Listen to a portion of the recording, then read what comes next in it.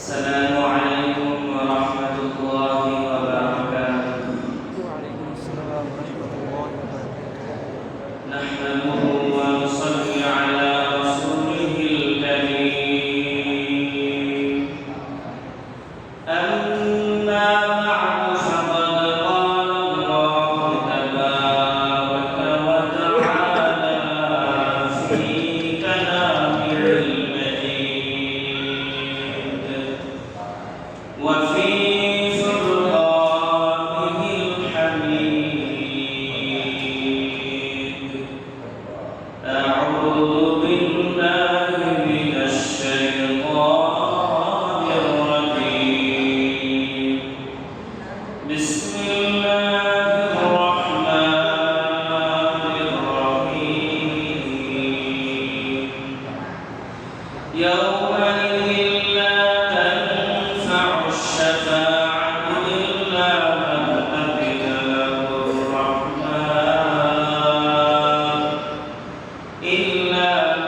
أذن له الرحمن ورضي له قولا. وقال الله تعالى في آية أخرى: من ذا الذي يشفع عنده إلا بإذنه أو كما قال عليه الصلاة والسلام. وقال رسول الله صلى الله عليه وسلم عن أبي هريرة رضي الله تعالى عنه قال: قيل يا رسول الله من أسعد الناس بشفاعتك يوم القيامة؟ قال: من قال لا إله إلا الله خالصا من قلبه أو كما قال عليه الصلاة والسلام. যারা মুআজ্জাজ ও মুকাররম, সম্মানিত মুসলিয়ানে কেরাম, আল্লাহ পাক রব্বুল আলামিনের দরবারে শুকরিয়া আদায় করছি, যিনি অত্যন্ত মেহেরবানি করে মহব্বত করে দুনিয়ার ব্যস্ততা থেকে ফারিগ করে আল্লাহর পবিত্র ঘর মসজিদে আসা এবং সেই সাথে কোরআন এবং হাদিসের আলোকে কিছু আলোচনা করার মতো তৌফিক দান করেছেন। সেই জন্য অন্তরের অন্তঃস্থল থেকে শুকরিয়া জ্ঞাপন করি, আলহামদুলিল্লাহ। আজকে পবিত্র জুমা একটা বিষয় নির্ধারণ করেছি, সেই বিষয়টা হচ্ছে শাফাআত। সেই বিষয়ের উপর দুইটি আয়াত পাঠ করেছি। রাসূলুল্লাহ সাল্লাল্লাহু আলাইহি ওয়াসাল্লামের অসংখ্য অগণিত হাদিসের বাগান থেকে ছোট্ট কয়েকটা হাদিস পাঠ করেছি। আল্লাহ পাক রব্বুল আলামিন যদি আমাকে তৌফিক দান করেন, আয়াত এবং হাদিসকে সামনে রেখে আমলের নিয়তে কয়েকটি কথা বলার চেষ্টা করব। শাফাআত যদি আমরা বুঝতে চাই, শাফাআতের শাব্দিক অর্থ পারিভাষিক মা'না ও ইসতিলাহাত অর্থ জানলে শাফাআত সম্পর্কে আমরা কিছুটা জানতে পারব। আশ-শাফাআত হলো আরবি একটা শব্দ, মাসদার আশ-শাফাআত থেকে যার অর্থ হওয়া অন্যের অধীনস্থ না হয়ে অন্যের জন্য নিজের সুপারিশ করা। কোনো পাপী ব্যক্তিকে তার পাপ থেকে, পাপের যে শাস্তি হওয়া ছিল, শাস্তি হওয়া থেকে তার জন্য সুপারিশ করে তার শাস্তিকে হালকা করে নেওয়া।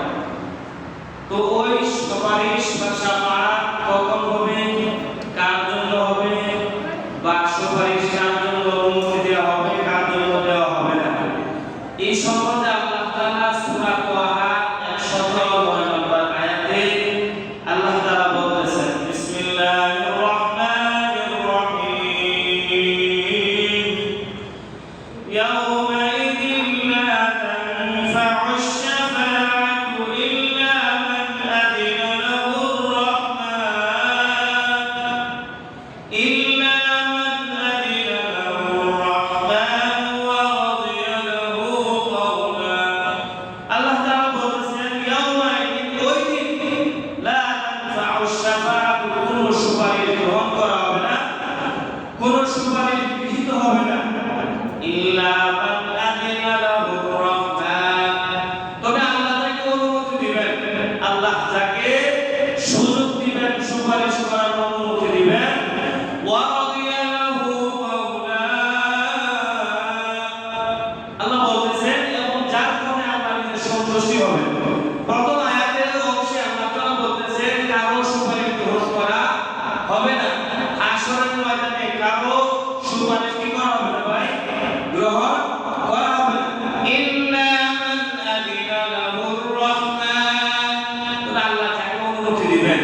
ওয়া রাদিয়া লাহু মাওলা, এবং যার কথার উপর আল্লাহ তাআলা সন্তুষ্টি, অর্থাৎ আল্লাহ যার কথার উপর সন্তুষ্টি লাভ করেছেন, যার কথা আল্লাহর কাছে ভালো লাগবে, ওই ব্যক্তির সুপারিশ আল্লাহ তাআলার কাছে গৃহীত হবে। আল্লাহ রাব্বুল আলামিন আগে বলেন, যা আমাদের অতি পরিচিত আয়াতুল কুরসি নামের মান যাল্লাযী ইয়াশফাউ ইনদাহু ইল্লা বিইذনিহি। আল্লাহ রাব্বুল আলামিন বলতেছেন ওই বান্দাদের, ওই ব্যক্তিদের সুপারিশ গ্রহণ করা হবে। ইয়াশফাউ ইনদাহু ইল্লা বিইذনিহি, যে সকল বান্দা বা ব্যক্তি আল্লাহ রাব্বুল আলামিনের নিকট সুপারিশ চাইবে, সুপারিশ দেওয়ার জন্য অনুমতি চাইবে, আল্লাহ রাব্বুল আলামিন তাদের সুপারিশ কি করবেন? গ্রহণ করবেন। قال رسول الله صلى الله عليه وسلم عن ابي هريره رضي الله تعالى عنه قيل يا رسول الله من اسعد الناس في يوم القيامه। আল্লাহ রাসূল সাল্লাল্লাহু আলাইহি ওয়াসাল্লামকে জিজ্ঞাসা করা হয়েছে হাসরের ময়দানে সবথেকে ভাগ্যবান ব্যক্তি কে? আল্লাহ রাসূল বলেন যে শাফাআতের হকদার হবে। সুবহানাল্লাহ। যে শাফাআত অন্যের জন্য, অন্যের গুনাহকে হ্রাস করানোর জন্য, কমানোর জন্য, শাস্তিকে লাঘব করার উদ্দেশ্যে নিজে কফিল হয়ে, দায়িত্বশীল হয়ে তার পক্ষ দিয়ে গুনাহকে কমানোর উদ্দেশ্যে সুপারিশ করা। আল্লাহ রাসূল বলেন সে সবথেকে বেশি কি হবে? সৌভাগ্যবান হবে। আল্লাহ রাব্বুল আলামিন বিশ্বনবী সাইয়্যিদুল মুরসালিন রাহমাতুল লিল আলামিনের একটা নির্বাচক নাম দিয়েছিলেন শাফিউল মুজতাহিদ। শাফিউল মুজতাহিদ অর্থ হচ্ছে গুনাহগার বান্দা বান্দীদের জন্য সুপারিশ করেওয়ালা, সুপারিশকারী। কোন নবীকে এই গুণে গুণান্বিত করা হয় না, আল্লাহর হাবিবকে যে গুণে গুণান্বিত করেছেন কে? শাফিউল মুজতাহিদ। জামপুর তো গুনাহ পাপ, ওই জামপুর থেকে মোজাম্বিক শাফিউল মুজতাহিদ এসেছে যে গুনাহ যারা করবে তাদের সম্পর্কে, তাদের থেকে গুনাহ হ্রাস করার জন্য, কমানোর জন্য সুপারিশ করবেন স্বয়ং রাসূলুল্লাহ সাল্লাল্লাহু আলাইহি ওয়াসাল্লাম।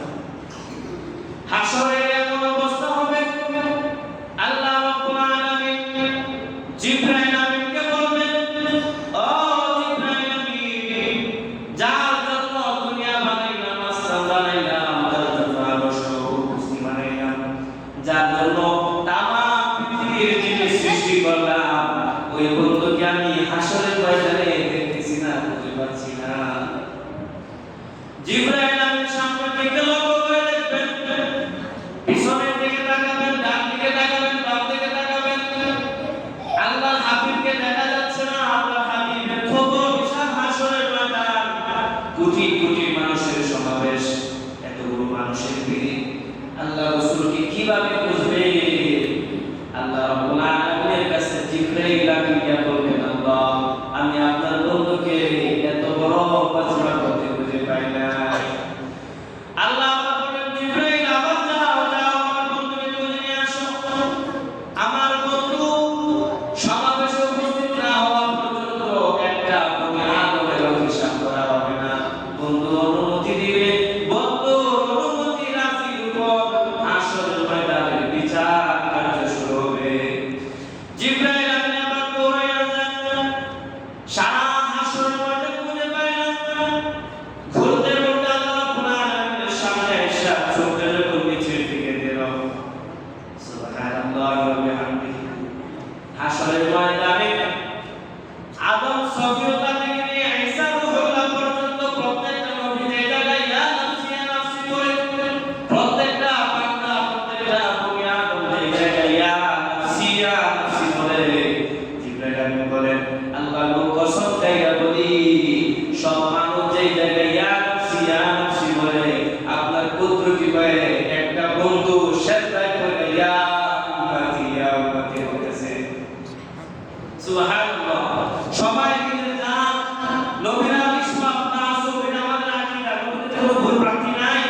নবীরা কেন কাঁদবে?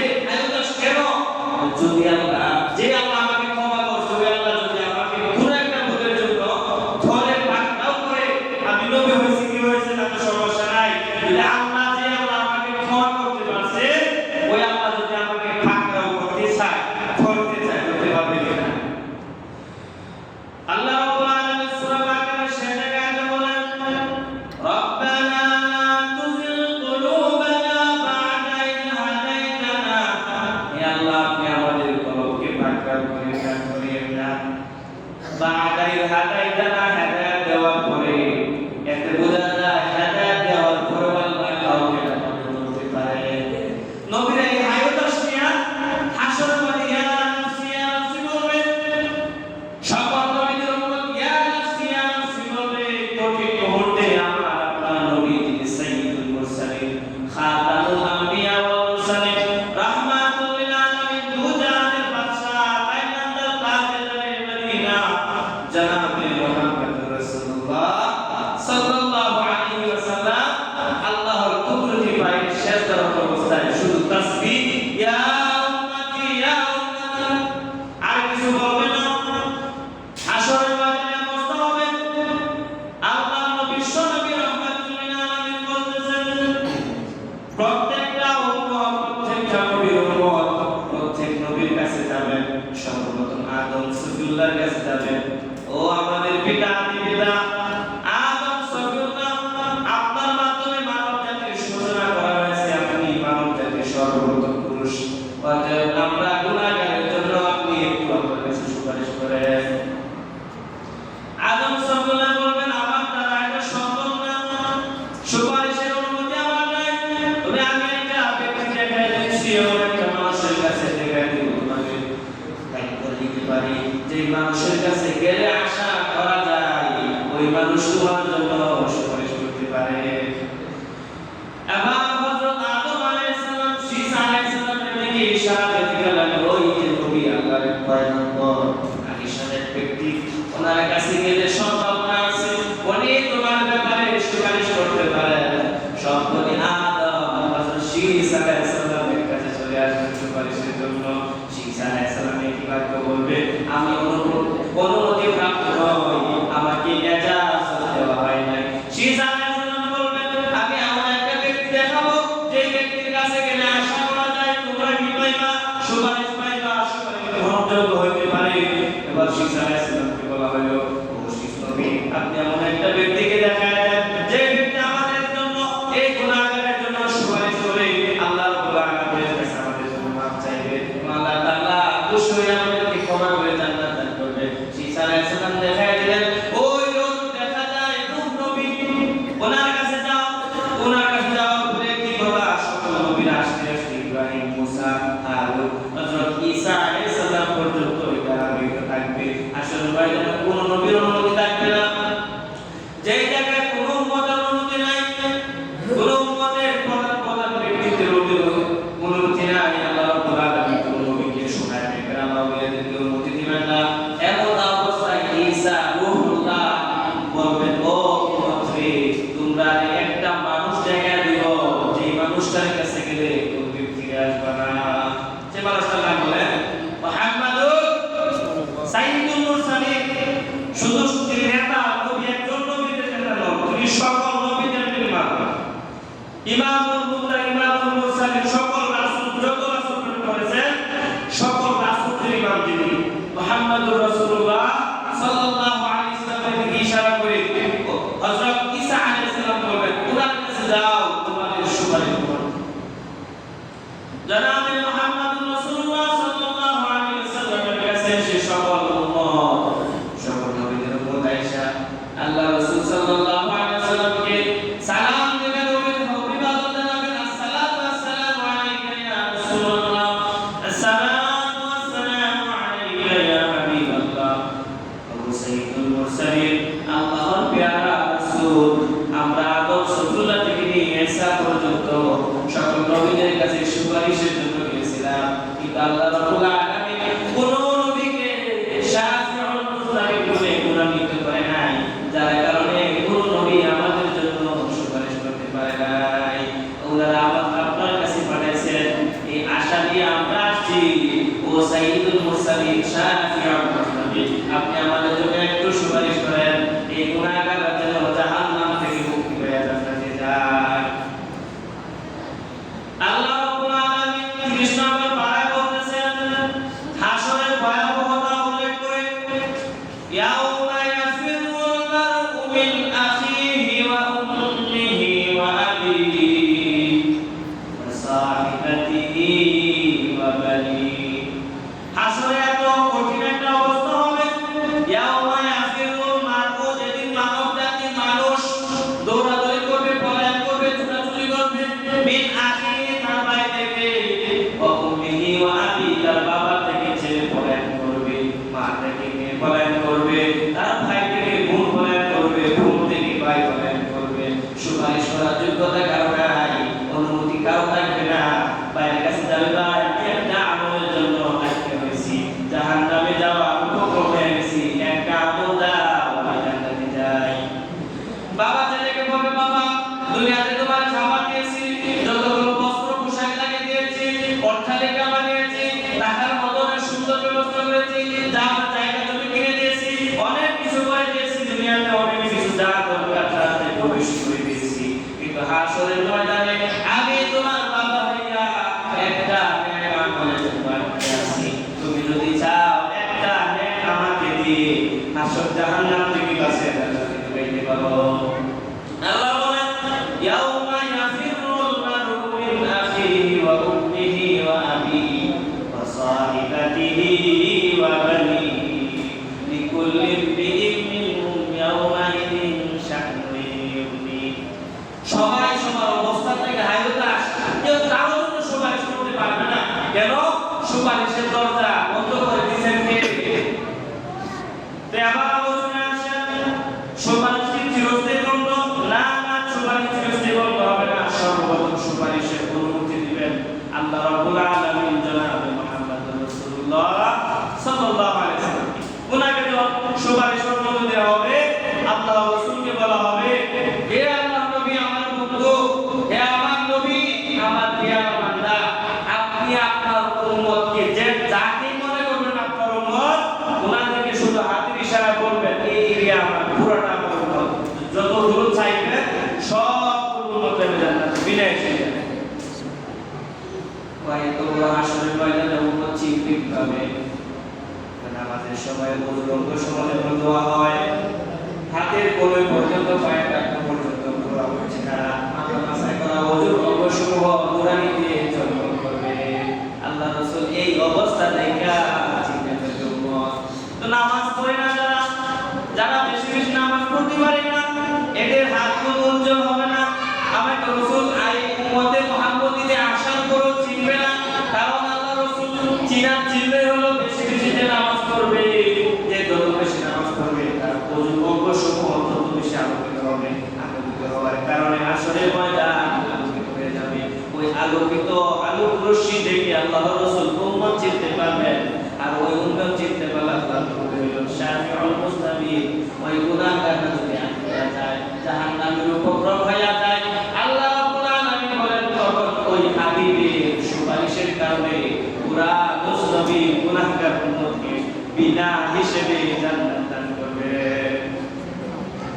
তো গেল রাসূলুল্লাহ এরপর আল্লাহ অনুমতি দিলে সূরা বাকারা শেষ দিকে আয়াতুল কুরসি একটা আয়াত আছে অনেক বিশাল অনেক ফজিলতপূর্ণ যে আয়াত সম্পর্কে সুলাইমান আলাইহিস সালামের সময় ইসমে আযম বলা হয় তো অনেকের বর্ণনা জানা আছে অনেকের জানা নাই যাই হোক ওখানে যাইতে চাই না তো ওই ইসমে আযমের ভিতরে আল্লাহ বলেন মাইয়াল্লাযী ইয়াশফাউ ইনদাহু ইল্লা বিইذনি আল্লাহর অনুমতি তারাই কি করতে পারবে সুপারিশ করতে পারবে যারাই অনুমতি পাবে সর্বপ্রথম রাসূলুল্লাহ সাল্লাল্লাহু আলাইহি ওয়াসাল্লাম পাবে এরপর ধারাবাহিকভাবে নবীদের সিরিয়াল আল্লাহ অনুমতি দিবেন নবীদেরকে ও নবী আদম সফুল্লাহ তুমি তোমার উম্মত বেছে নাও বিনা হিসেবে জান্নাত নিয়ে যাও মুসাকে বলবেন ও মুসা কালিমুল্লাহ তুমি তোমার উম্মত ছিলে বেঁচে জান্নাতে